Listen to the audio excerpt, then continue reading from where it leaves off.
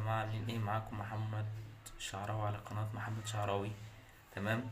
فضلكم متفعلش الجرس، يفعل الجرس واشتراك ولايك وشير وسبسكرايب عشان يوصلكم كل جديد.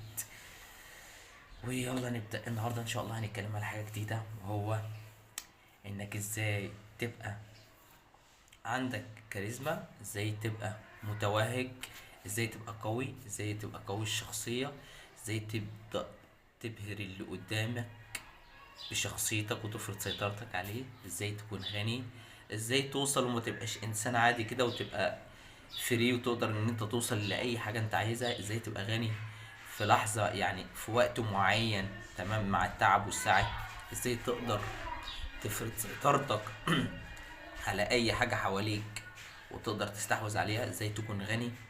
هديلك على الطرق، على الفرص، على كل حاجة. تابعني وما تقفلش واستنى للاخر، صدقني اللي جاي